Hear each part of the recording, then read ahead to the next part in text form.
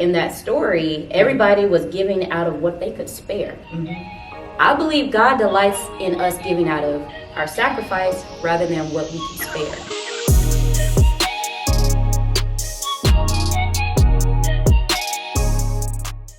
Hey y'all, welcome back to my channel, the FinisHER Network. My name is Victoria and I upload Christ-centered content around business, ministry, and lifestyle. So if any of that interests you, I highly suggest that you subscribe. So y'all, in today's video, it's gonna be a little bit different because I did an interview with one of my good friends, Tierra London. Tierra is a phenomenal, amazing woman of God. She has a pure heart of gold, leading a generation of women to and through Christ. And so I sat down with my sister and we talked about idolatry, heart posture, and comparison. So let's go ahead and get right into the interview. Victoria Meeks. Hi, T. How are you? I'm well, sweetie. How you doing? I'm well. Of course, we're discussing all things healing her. Can we talk about getting rid of your idols? Yes. So before you are called to anything, God has you go through a purging process. Ooh. So even before you purge, just thinking about God's principles and God's commandments, the first commandment is do not put any other God before me. What are you idolizing? What has your time? What has your attention? Is it that marriage? Is it your children? Is it your idea of success? What do you have in God's seat? And so before you're called to anything, God wants to make sure that He's at the center. So getting rid of your idols is extremely, extremely important. So, question, how did you recognize that you had idols in your life? Those things that were taking my time away from God, that is a clear indication that it's an idol. When you spend your time focusing on, again, your career, your marriage, your business, and you don't have anything left for God, that's how you know it's an idol.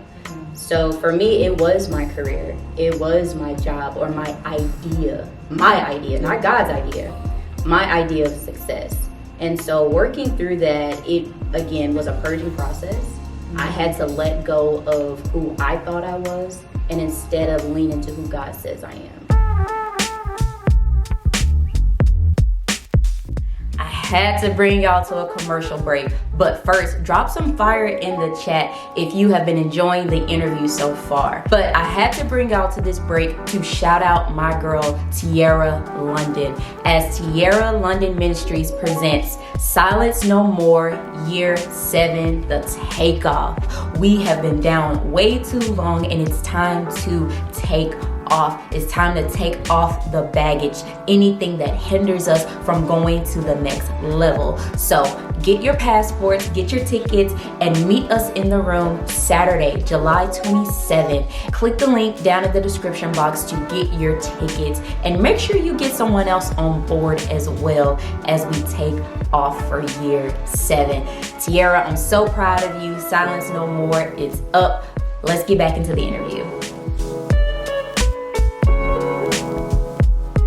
Victoria, we discussed the importance of getting rid of your idols, what it means to say that your heart posture matters. The reason that it matters is because to serve, give, and whatever we do, I believe He wants us to do those things for His delight.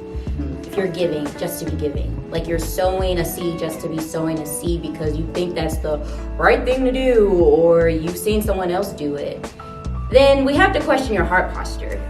It's not enough to just serve, but is your giving, is your service a delight in God's eye?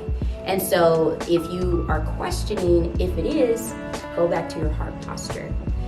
For example, the widowed woman who gave out of her lack, Jesus, He said, this woman right here, that's what He said, who just gave her 2 pennies, her giving is worth more than everybody's gift.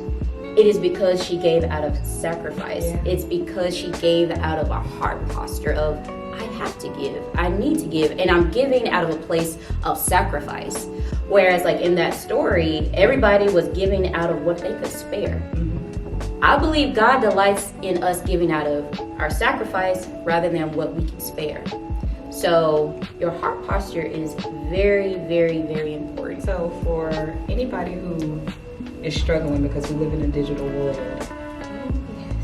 And you're wanting to keep your heart posture pure, and you're seeing other people advance and they have what you deem as success. How or what would you tell them to do in order to keep their heart's posture pure in the process of becoming who God has called them to be? Well, first of all, I just want to speak to the spirit of comparison. You may not know what they had to give in exchange for what you see. So that's number one. How to keep your heart posture pure? I would say to spend as much time with God. He is the purest thing that you would get to. And so keeping your heart in check and having a lifestyle in place, like serving God, being with God, is not just a one-time thing. Yeah, it's a lifestyle. It's a lifestyle. So what does your lifestyle with God look like? And then that should handle your heart posture. Yes. That was good.